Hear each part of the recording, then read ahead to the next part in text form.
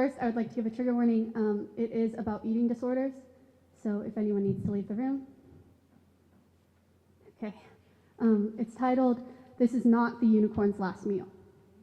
You talk about me being pretty in many ways, complimenting my outfits or my hair or the bones that show above the collar of my shirt. Pretty in the way you wish you were, but you don't. You comment on how my clothes don't seem to fit right, say my hair is messy, and how your jeans accentuate all the right places, and then reminding me about how I have nothing to accentuate. You call me pretty like it's something mystic, rare, unachievable, like a unicorn running through an open field of tulips just as the sun's starting to set. But that unicorn's horn reminds me too much of my ribs. That unicorn's horn has been covered in blood, covered in lies, covered in myth. The magic inside, glittering like the makeup I don't leave the house without, but most times I'm too afraid to even put on. As you see the spectacle running further into the sunset, I realize, a moment too late. That unicorn wasn't running out of freedom, it was running from a snake. Afraid of not being careful enough, of stepping right into that snake's mouth.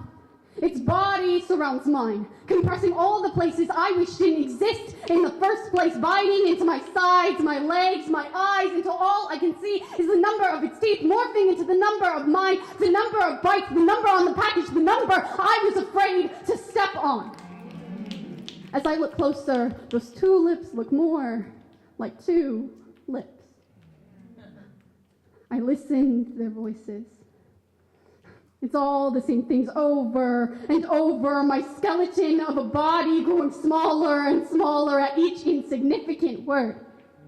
That sunset becomes a dark night sky.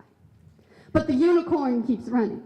Those stars keep shining, and she is still beautiful, but she's running out of air. She's going to realize that it's hard to breathe when all that's in your body is water. It's salt on ice. It's half a piece of gum, it's toothpaste but no mouthwash, half of a dinner left out from the night before, no breakfast, no lunch, nobody to hold your hair when you throw up, nobody to come and pick you up when you pass out in the shower, nobody to help you when your limbs go numb, nobody to care when you get to the number you said this would stop. She's going to slow down. She's going to be pulled back by those two lips, two arms. She is going to collapse. Just like the piece of paper, just like the house of cards, just like the glass she made herself out of.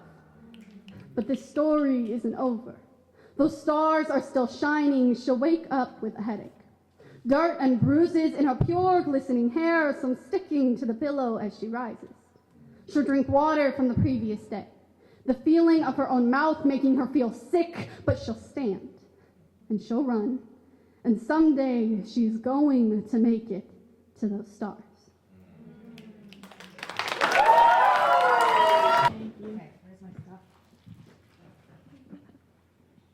Hi, I'm Sophie, and I'm a senior. I'm Charlie, and I'm a senior. I'm Emerson, I'm a junior, and we're from Norfolk Senior High.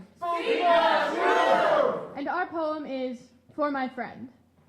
For my friend who is 3 minorities too many to feel safe performing this poem, Who's been attacked her whole life for who she is. She has olive skin and a sunset flag, In a world that has always viewed her as lesser for the things she cannot change. She's afraid of driving because she might get pulled over for no reason. I'm a terrible driver, but have never had to hesitate before getting behind the wheel. her voice has been taken away from her, so we speak for her. She's always lived in fear, but now more than ever. Her sister, who doesn't have the same melanin, texted her following the election, Urging her to carry her ID for safety. Only 16! She's in fear of being falsely detained against her will. She has protested, spoken at board meetings, written passionate poems, and now she's forced to be a silenced, Though documented, American citizen. For my classmate with dreadlocks, always different colors. A vibrant rainbow shining around her, but people only see the color of her skin. We walk into a restaurant and the manager thinks we're up to something. A group of trucker boys at Buffalo Wild Wings stares. Her school told her they cannot stop white boys from yelling the N-word. I spent months fearing she'd be deported back to Congo. She's only safe because her race isn't the one being targeted. For now. For my stepdad, Completely sunburned because he believes Mexicans are immune to the sun. He should be safe. He's American, half white, has a European name. I speak clearer Spanish than him. but his Hispanic heritage makes him a target. I never thought of him as I brown. just thought of him as my dad. For the mothers whose lives were saved by By a controversial procedure. I've been reading stories about women wanting children but needing abortions due to health complications. Waiting until the situation became life-threatening so the doctors can legally help them. Protesters outside clinics call them sinners and killers! So the choice is a life or death matter. It's scary to think that could be me one day.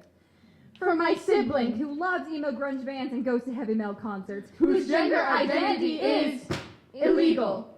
for my peer who stood up and screamed in the cafeteria, her father voted for a man who rapes women and no one seems to hear her. For my lab partner Who flashed our entire biochem class.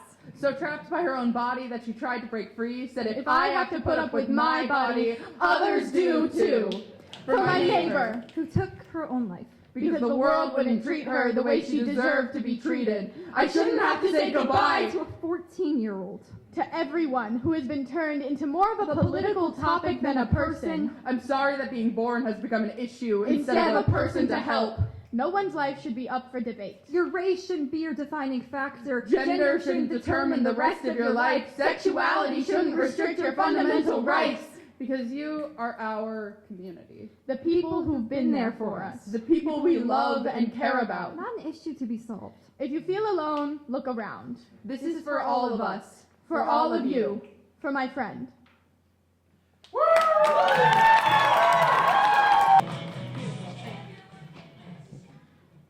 Oh Lord. Hello, my name is Jason and I'm a senior from Grand Island Senior High. And then this is my poem, Here's to Hoping. People are the cruelest, just look at our teens and elders, targets for anger, strapped to a shattered mirror, now reflecting a full chamber with a not-so-empty casing compacted with gunpowder and expectation, then shot at a diameter of .308 millimeter at a distance of you should have been better. All because they didn't want to watch how you never got the 9 seconds to take the 8 short steps, to take the 8 small breaths, to call an institution meant to help you, but instead they lock you in a room padded with the words, why are you, you? For we as people no longer see what is true because we now wear the coldest eyes, no longer windows, now they're fogged over, accompanied by an equally cold shoulder as we turn to face away from problems clear as day, problems never really our own, problems that spell out why, oh, you. But really, what can I say to these problems worsened not only by time as it continues to pass us by, yet we remain lost in our past as we shepherd a blindness, no longer lambs for the woolen harvest, but goats to distract the wolves from the problems of the mass.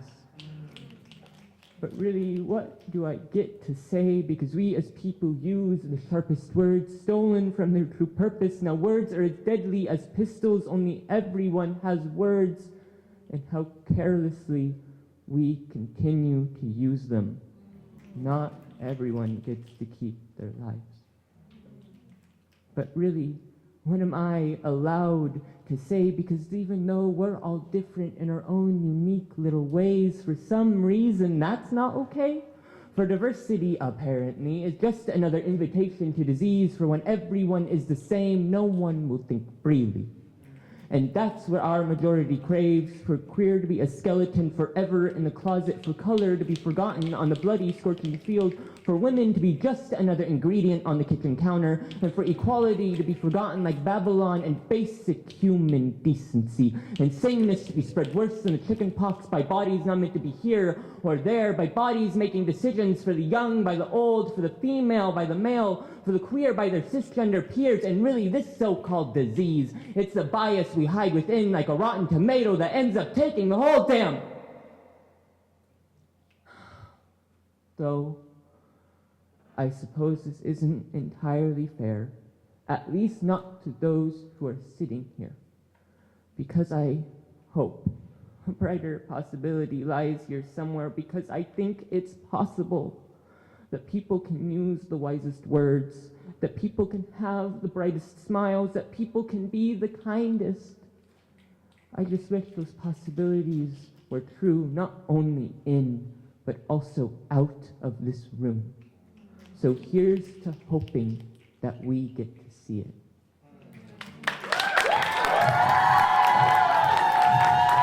My name is Clem, and I'm a junior at Norris. All rise!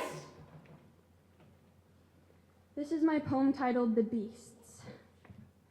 The people are praying in their homes, eyes down, tears streaming, voices broken like a holy vow, whispers rise and fall.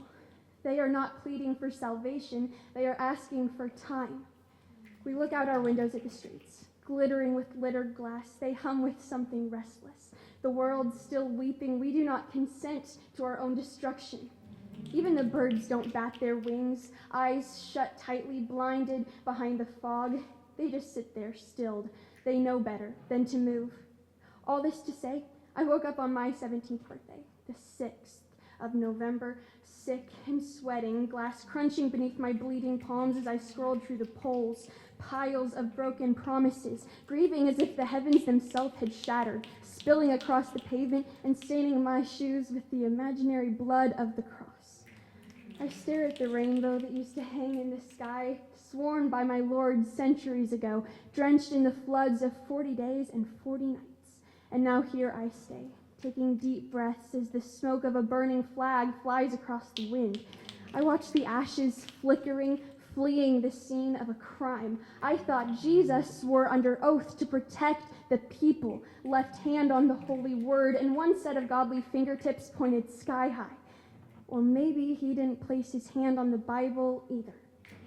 They keep their pet beasts in snarling cages as they smooth their leather leashes, grinning like they mean well, like the snapping jaws behind them are only faith, only nature, but we all see their bloody teeth. Freedom doesn't ring in the ears of children sitting silently beneath their desks, whispers too soft to rise, prayers stuck in their throats, the windows rattling. They clutch their palms together like a shield. But even the faithful know that prayers won't stop a bullet. They always said that evil would rise at the end of days, that we would all hear the howls while they echoed through the streets. They never said they would come wearing pressed suits, holding hymn books in bloody hands. Outside, the fog lingers, and the teething beasts are still hungry.